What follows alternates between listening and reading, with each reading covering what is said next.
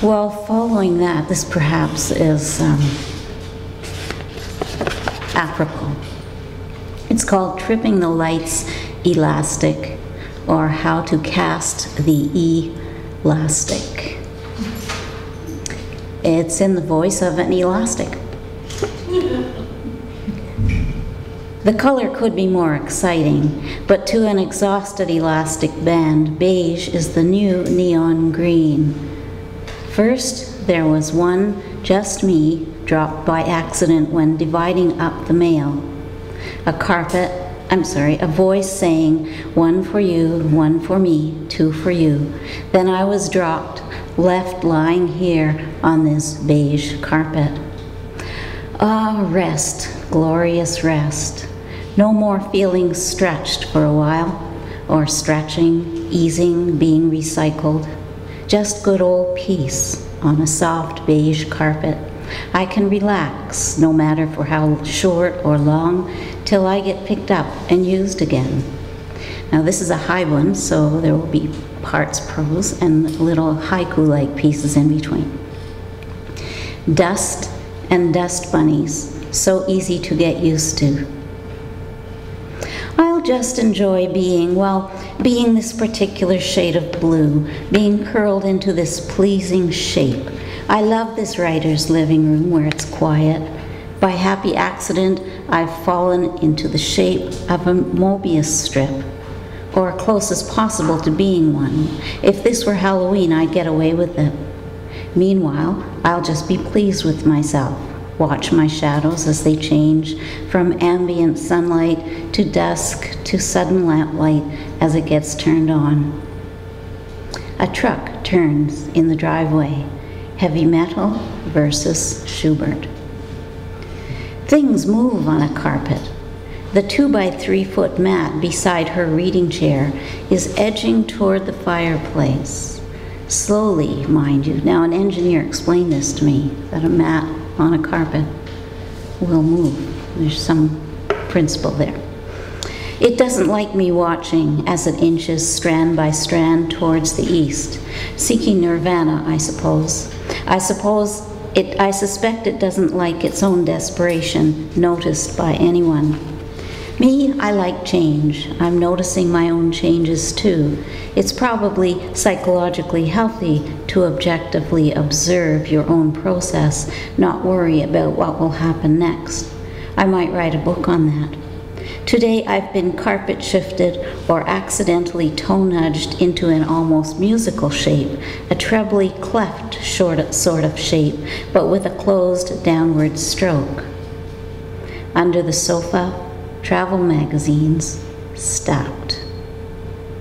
A companion. The postman's been again, and what was in that stack of mail was obviously more important than the band that held it together.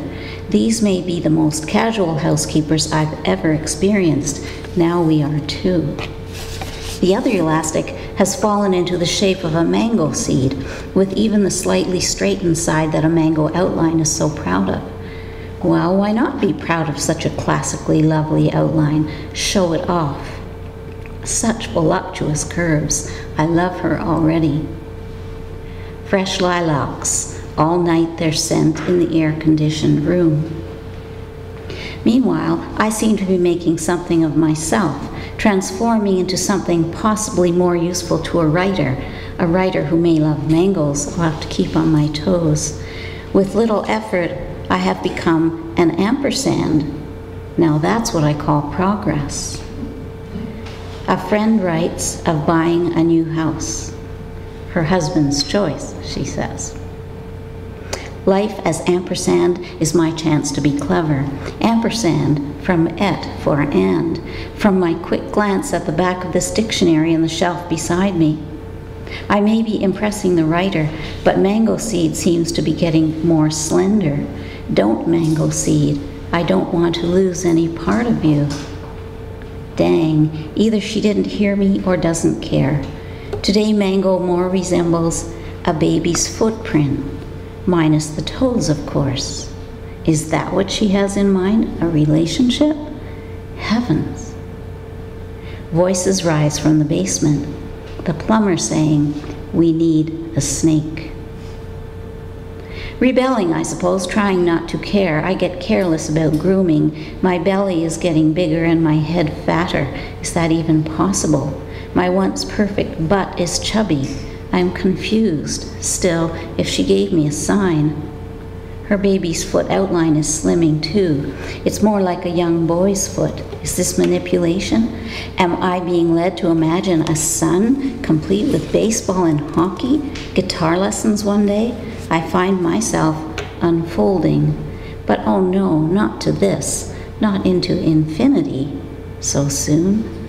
I haven't videoed little Mike being born yet. Does anyone understand what I'm talking about here? The elastic is changing its shape on the carpet. Now it's infinity. How soon till these peony buds open, a fresh breeze?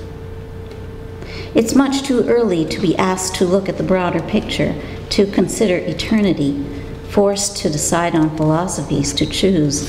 It's like I'm in an episode of that 50s program with the genie coming out of the bottle. Look, here's Mango transmuting before I do. She's into a paramecium shape now, the simple kind we drew in high school biology, like a peanut with the wobbles. Curry for supper, rich reds, stunning yellows, on jasmine rice. One-upmanship, perhaps, though she simply thought things through and is being subtle, trying for compromise, going for a shape better suited to infinity. Simplicity, the God cell, or do I have a Buddhist on my hands? I mean, of course, beside me on the rug. The mat has traveled about 4 inches. At this rate, the guru on the mountain will run out of patience. If looks could kill, I'd be deader than I could ever be if I were really alive. Mango does not want me to identify her as Mango anymore. She's Anna something or other today. Hard to remember. I once saw a name like it on a palm reader's sign. A plane goes over. I read a poem called Deterministic Error Chain by Jacob Mooney. But no, just as infinity can come down to what's in the mail, what's not, I notice that she is a little closer to the French doors. Come to think of it, so am I. She's been spending hours next to books about the pagan religion, on alternative medicine, and on talking to plants. And see, I'm straightening out too, looking more like my long-lost self, nothing too fancy, rounder, more like a football. I'm sure she'll let little Mikey play football, won't she? You know, she has such a way with Baba Ganoush. Don't you ever tell anyone I said that. But seriously, did you know Prince Charles talks to his plants?